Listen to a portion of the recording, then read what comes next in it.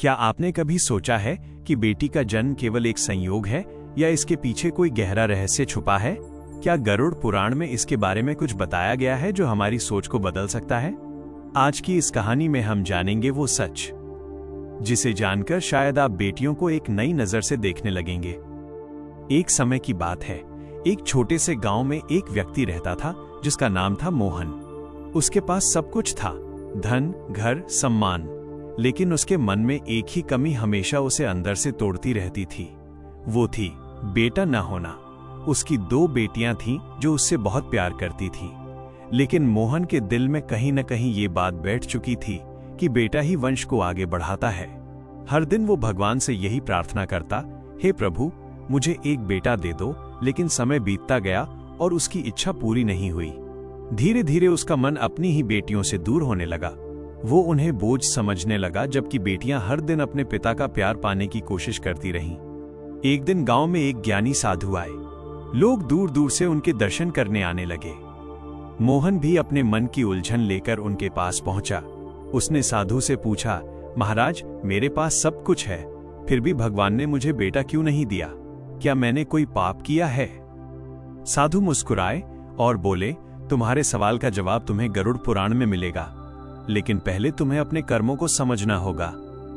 साधु ने आगे कहा, गरुड़ पुराण के अनुसार किसी भी जीव का जन्म यूं ही नहीं होता। हर जन्म के पीछे उसके पिछले जन्म के कर्म जुड़े होते हैं। बेटी का जन्म भी एक बहुत बड़ा कारण लेकर होता है। ये केवल संयोग नहीं, बल्कि एक दिव्य योजना होती है। मोहन ध्यान से सुनने लगा। साधु बोले, गरुड़ पुराण में बताया गया है कि जब किसी व्यक्ति के जीवन में बेटी का जन्म होता है तो इसका मतलब होता है कि उस आत्मा का तुम्हारे साथ कोई गहरा रिश्ता रहा है। हो सकता है वो पिछले जन्म में तुम्हारी माँ रही हो, बहन रही हो, या फिर किसी रूप में तुम्हारे जीवन से जुड़ी रही हो। मोहन के चेहरे पर हैरानी साफ दिखाई देने लगी। साधु ने आगे कहा, बेटी का जन्म एक वरदान होता है, क्योंकि वो अपने साथ सौभाग्य, प्रेम और करुणा लेकर आती है। गरुड़ पुराण के अनुसार जो व्यक्ति अपनी बेटी का सम्मान करता है, उसका जीवन सुख और शांति से भर जाता है। लेकिन जो व्यक्ति बेटियों को बोझ समझता है या उनका अपमान करता है, उसे अपने कर्मों का फल अवश्य भुगतना पड़ता है। मोहन के मन में एक तूफान उठने लगा।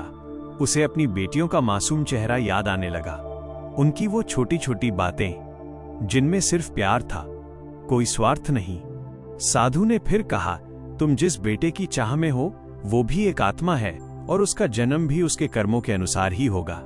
लेकिन अगर तुम अपने वर्तमान में आई हुई बेटी का सम्मान नहीं करोगे तो तुम्हारे जीवन में कभी सच्ची खुशी नहीं आ पाएगी। मोहन अब पूरी तरह शांत हो चुका था। उसके मन की कड़वाहट धीरे धीरे पिघलने लगी थी। उसने साधु से पूछा, महाराज, क्या सच में बेटी का जन्म इतना पवित्र होता है? साधु ने मुस्कुराकर कहा, बेटी केवल एक संतान नहीं होती, वो लक्ष्मी का रूप होती है। और गरुड़ पुराण में ये स्पष्ट कहा गया है कि जहां बेटियों का सम्मान होता है, वहां देवताओं का वास होता है। ये सुनकर मोहन की आंखों में आंसू आ गए। उसे अपनी गलती का एहसास होने लगा। लेकिन कहानी यहीं खत्म नहीं होती। असली रहस्य तो अभी बाकी है। आगे क्या हुआ, कैसे मोहन की सोच पूरी तरह बदल गई और गरुड़ पुराण में बेटी के जन्म को लेकर और कौन कौन से गहरे रहस्य बताए गए हैं, ये जानने के लिए बने रहिए। मोहन पूरी रात सो नहीं पाया। उसके मन में साधु की बातें बार बार गूंज रही थीं। बेटी का जन्म एक वरदान है, ये शब्द जैसे उसके दिल में उतर चुके थे। उसे अपनी दोनों बेटियों के मासूम चेहरे याद आने लगे। कैसे वो हर दिन उसके लिए पानी लेकर आती थी, उसकी थकान समझती थी और बदले में बस एक छोटी सी मुस्कान चाहती थी। सुबह होते ही मोहन जल्दी उठ गया। आज उसके मन में एक अजीब सी शांति थी, लेकिन साथ ही एक भारी पछतावा भी। वो धीरे धीरे अपनी बेटियों के कमरे की ओर बढ़ा। दोनों बेटियां अभी सो रही थीं। उनके चेहरे पर एक सुकून था, जैसे उन्हें दुनिया की कोई चिंता न हो। मोहन उनके पास बैठ गया और पहली बार उसने उन्हें उस नजर से देखा जिस नजर से एक पिता को देखना चाहिए। उसकी आंखों से आंसू बहने लगे। उसी समय बड़ी बेटी की आंख खुली। उसने अपने पिता को देखा तो हैरान रह गई, क्योंकि आज पहली बार उसके पिता की आंखों में गुस्सा नहीं, बल्कि प्यार दिखाई दे रहा था। पापा, आप रो क्यों रहे हो? उसने मासूमियत से पूछा। मोहन कुछ नहीं बोल पाया। उसने बस अपनी दोनों बेटियों को गले लगा लिया और फूट फूट कर रोने लगा। उस दिन के बाद मोहन की जिंदगी बदलने लगी, लेकिन उसके मन में एक सवाल अब भी था, गरुड़ पुराण में और क्या बताया गया है बेटी के जन्म के बारे में। वो फिर से उस साधु के पास पहुंचा। साधु ने उसे देखते ही कहा, लगता है तुमने अपनी गलती समझ ली है। मोहन ने सिर झुका लिया। महाराज, अब मैं जानना चाहता हूं कि गरुड़ पुराण में बेटी के जन्म के पीछे और कौन से रहस्य छुपे हैं। साधु ने गहरी सांस ली और बोले, गरुड़ पुराण के अनुसार जब कोई आत्मा बेटी के रूप में जन्म लेती है तो उसका एक विशेष उद्देश्य होता है। मोहन ध्यान से सुनने लगा। साधु बोले, ऐसी आत्माएं अक्सर बहुत पवित्र होती हैं। ये अपने साथ पिछले जन्म के अधूरे रिश्ते, अधूरे कर्ज और अधूरी भावनाएं लेकर आती हैं। बेटी का जन्म कई बार उस कर्ज को चुकाने के लिए होता है जो किसी ने पिछले जन्म में लिया था। मोहन चौंक गया। कर्ज? कैसा कर्ज? साधु ने समझाया, ये धन का कर्ज नहीं, बल्कि भावनाओं और कर्मों का कर्ज होता है। जैसे अगर किसी ने पिछले जन्म में किसी स्त्री का दिल दुखाया हो, उसका अपमान किया हो, तो उसी आत्मा को बेटी के रूप में जन्म लेकर उस व्यक्ति के जीवन में वापस आना पड़ता है, ताकि वह अपने कर्मों का फल भोग सके और अपने व्यवहार को सुधार सके। मोहन के चेहरे का रंग उड़ गया। उसे अपने जीवन के कई ऐसे पल याद आने लगे जब उसने अनजाने में महिलाओं का अपमान किया था। साधु ने आगे कहा, लेकिन ये हमेशा सजा नहीं होती। कई बार ये एक अवसर भी होता है, सुधार का, प्रेम का और अपने कर्मों को संतुलित करने का। बेटी अपने पिता के जीवन में आकर उसे सिखाती है कि सच्चा प्रेम क्या होता है, त्याग क्या होता है और सम्मान क्या होता है। मोहन अब पूरी तरह बदल चुका था। उसे समझ आने लगा था कि उसकी बेटियां सिर्फ उसकी संतान नहीं, बल्कि उसके जीवन की सबसे बड़ी शिक्षक हैं। साधु ने मुस्कुराते हुए कहा, गरुड़ पुराण में यह भी कहा गया है कि जिस घर में बेटियां खुश रहती हैं, वहां कभी भी दरिद्रता नहीं आती, क्योंकि उनकी खुशी में ही उस घर की समृद्धि छुपी होती है। मोहन के मन में अब एक नई रोशनी जल चुकी थी, लेकिन अभी भी एक रहस्य बाकी था। उसने साधु से पूछा, महाराज, अगर कोई व्यक्ति अपनी बेटी का अपमान करता है या उसे दुख देता है तो उसका क्या होता है? साधु के चेहरे का भाव गंभीर हो गया। उन्होंने धीरे धीरे कहा, उसका उत्तर जानना आसान नहीं है, क्योंकि वो बहुत कठोर सत्य है। मोहन का दिल जोर जोर से धड़कने लगा। आखिर क्या होता है उन लोगों के साथ जो बेटियों का सम्मान नहीं करते? क्या सच में उन्हें अपने कर्मों की सजा मिलती है? इस रहस्य का खुलासा होगा। मोहन के मन में डर और जिज्ञासा दोनों बढ़ते जा रहे थे। साधु के चेहरे की गंभीरता देखकर उसे एहसास हो गया था कि अब जो बात सामने आने वाली है वो आसान नहीं होगी। साधु ने अपनी आंखें बंद की, जैसे किसी गहरे सत्य को याद कर रहे हों, और फिर धीरे धीरे बोले, गरुड़ पुराण के अनुसार इस संसार में हर कर्म का फल निश्चित है, चाहे वो अच्छा हो या बुरा। और जब बात बेटी के अपमान की होती है तो उसका परिणाम बहुत कठोर होता है।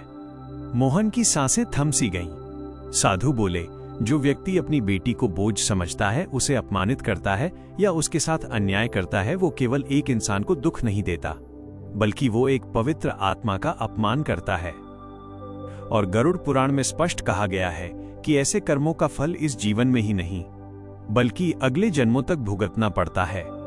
मोहन के चेहरे पर पसीना आ गया। साधु ने आगे कहा, ऐसे लोगों के जीवन में धीरे धीरे अशांति बढ़ने लगती है। उनका मन कभी संतुष्ट नहीं रहता, घर में कलह बढ़ती है, और सबसे बड़ी बात, उनके जीवन से सुख और समृद्धि धीरे धीरे दूर होने लगती है।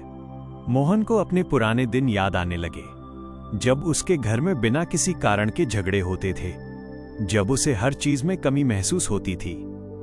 क्या ये सब उसी के कर्मों का परिणाम था? साधु ने जैसे उसके मन की बात पढ़ ली।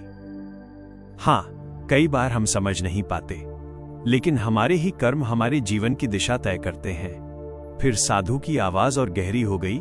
गरुड़ पुराण में यह भी बताया गया है कि जो लोग अपनी बेटियों को रुलाते हैं, उन्हें अपमानित करते हैं, वे मृत्यु के बाद भी शांति नहीं पा पाते। मोहन के रोंगटे खड़े हो गए। ऐसी आत्माएं यमलोक में भी अपने कर्मों के अनुसार कष्ट झेलती हैं, क्योंकि उन्होंने एक ऐसी आत्मा को दुख दिया होता है जो उनके जीवन में प्रेम और सौभाग्य लेकर आई थी। मोहन अब पूरी तरह कांपने लगा था। उसकी आंखों से लगातार आंसू बह रहे थे। उसे अपनी हर गलती याद आने लगी, हर वो पल जब उसने अपनी बेटियों को नजरअंदाज किया, उन्हें डांटा या उनकी भावनाओं को समझने की कोशिश नहीं की। साधु ने थोड़ी देर रुककर कहा, लेकिन अभी भी समय है। मोहन ने तुरंत सिर उठाया, क्या मैं अपने कर्मों को बदल सकता हूं? साधु ने मुस्कुराते हुए कहा, हर इंसान को सुधार का अवसर मिलता है और यही इस जीवन की सबसे बड़ी सच्चाई है। अगर तुम आज से अपनी बेटियों का सम्मान करोगे, उन्हें प्रेम दोगे और उनके साथ न्याय करोगे, तो तुम्हारे पुराने कर्म धीरे धीरे समाप्त होने लगेंगे। मोहन के अंदर एक नई उम्मीद जाग उठी, लेकिन उसके मन में एक आखिरी सवाल अब भी बाकी था। उसने कांपती हुई आवाज में पूछा, महाराज, क्या बेटी का जन्म केवल कर्मों का फल है या इसके पीछे कोई और भी बड़ा कारण छुपा है? साधु ने उसकी ओर गहरी नजरों से देखा और बोले, इस प्रश्न का उत्तर तुम्हारे जीवन को पूरी तरह बदल सकता है। मोहन की धड़कन तेज हो गई। आखिर क्या है वो सबसे बड़ा रहस्य?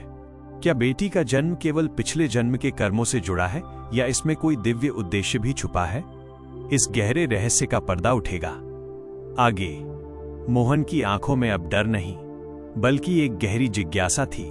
साधु के शब्द उसके दिल को छू चुके थे, लेकिन अब जो सवाल उसके मन में था वो उसकी पूरी सोच को बदल सकता था। साधु ने शांत स्वर में कहना शुरू किया, तुमने अब तक जो सुना वो कर्मों का सत्य था, लेकिन बेटी के जन्म का एक और गहरा और दिव्य कारण भी है। मोहन ध्यान से सुनने लगा।